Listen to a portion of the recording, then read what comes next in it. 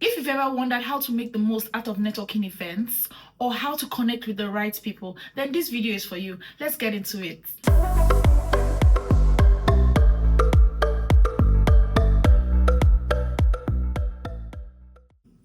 Last year, I attended a private tech event where a tech founder and CEO told me that I'm so natural with this networking thing. That one messed up with me because honestly, networking has become second nature to me. I'll be sharing some practical tips and common mistakes to avoid to help you network the right way. So before we start talking about, physical networking, I know that a lot of people might not either go for physical events or they're not comfortable at physical events. You can also network online. So I'm going to talk briefly about online networking and then I'll move forward to physical networking at events. So let's talk about online networking. So some people think that online networking is not as good or as powerful as physical networking, but I believe that if you do it right, it can just be the same or even better. Now that it's online networking, you're not necessarily looking at an event, you're looking at the person. You're checking, is this even the right person to meet for this thing? And before you reach out, it's the same thing you do for goals, where you ask yourself, what am I reaching out to this person for?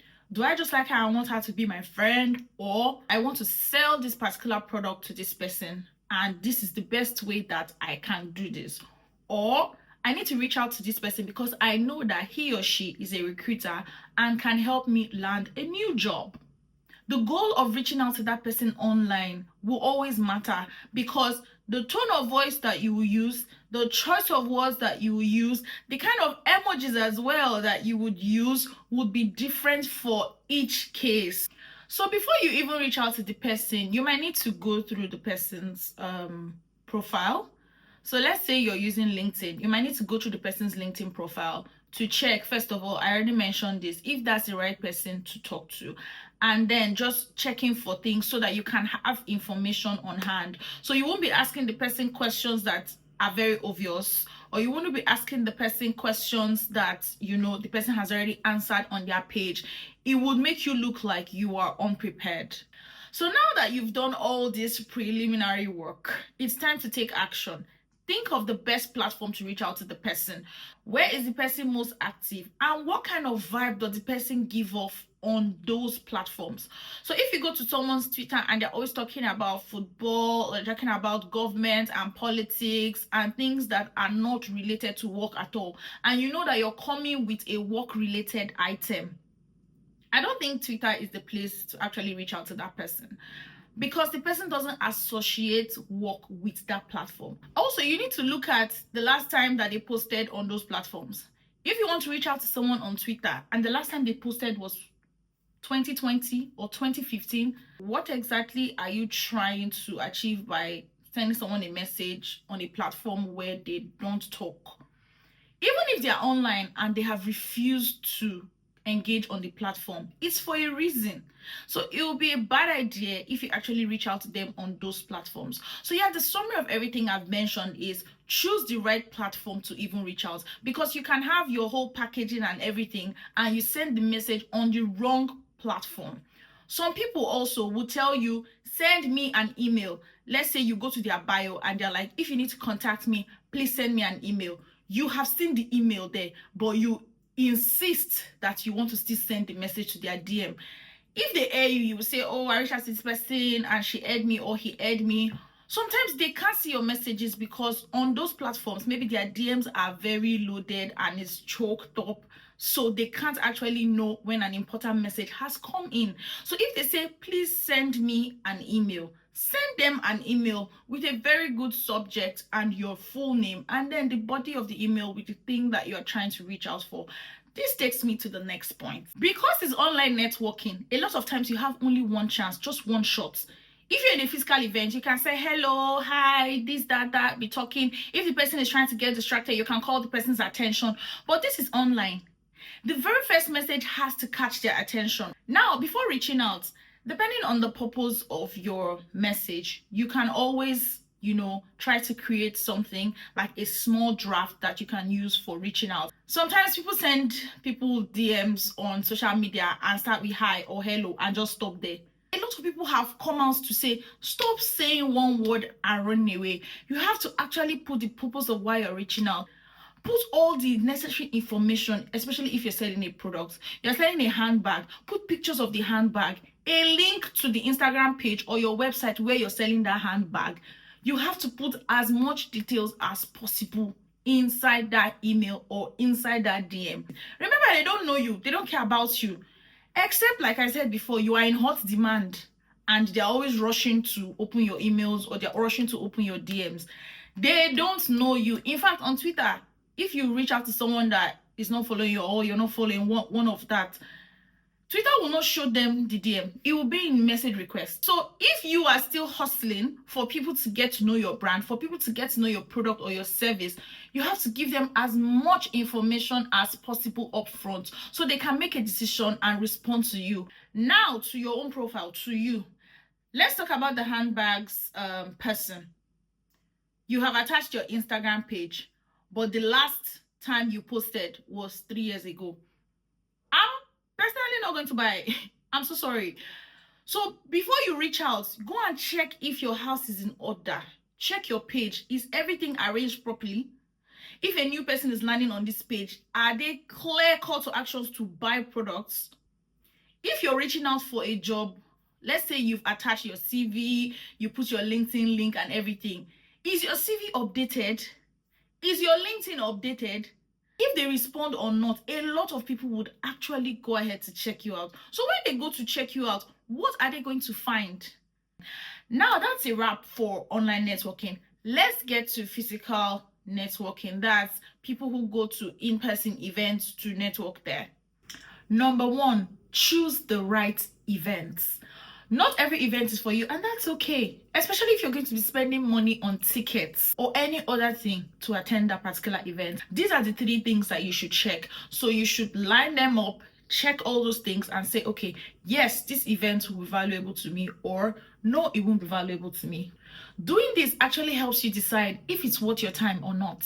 So let's assume that you've checked out the event and you've agreed to go because it's the right event for you and it's going to be valuable. The first thing is to prepare for networking. And the first step towards the preparation is the goal. What are you going to do there? What exactly do you plan to achieve with this networking? The kind of things that you want to say to people when you're going to just be their friend will be different from when you're going to sell a product or a service. Yes, the overall initial conversation might be the same, but when you're going in depth, it will always be different. So you need to prepare differently for each use case. The next thing is to come up with an intro for yourself. Every single event is very different. You can't go for a polo event and have the same intro that you would have at an Afrotech event. Now, if you're at a corporate event, let's say you are at International Accountants Forum or something, you should weigh more on the specific thing you're doing at your job. Now, if other things like hobbies, sports, etc. enter into your conversation, you've done the major things, so you're good. So if you don't want to do the traditional introductions, you can actually start with icebreakers. You can ask the person about the event. You can also ask, oh, who was your favorite keynote speaker, if that's the kind of event that you guys, attended. If you see something nice on them, you can also compliment them and start the conversation. A lot of times, these events have name tags. So people put it on their chest area or maybe around their, their clothing somewhere. Address them by their name. So my name is Princess. You say, hi Princess, I love your dress. This is so beautiful. Where did you get it? That is an icebreaker. So things like that can actually help the conversation to start. You still have to introduce yourself anyhow, but now the pressure is off. The next point is wrap up your conversation gracefully. First of all, you're trying to introduce yourself to someone. Don't bore the person. Don't stay too long. Don't hold the person, especially if it's an event where there's a long queue of people trying to meet the person. You're not the only one, madam. You're not the only person, sir. Please meet them, say what you want to say, do what you need to do, and walk away.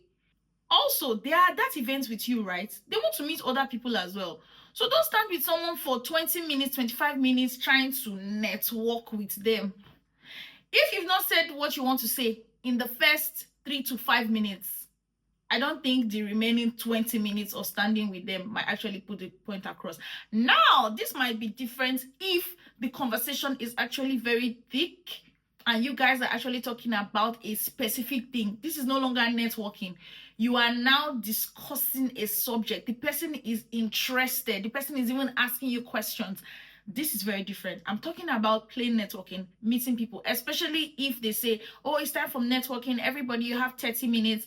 You stay with one person throughout the 30 minutes, and you can even visibly see that this person is trying to run away from you, and the person is trying to even give you a sign that they're not interested. They are probably not talking much. They're not saying anything, awkward silences, and you're still there.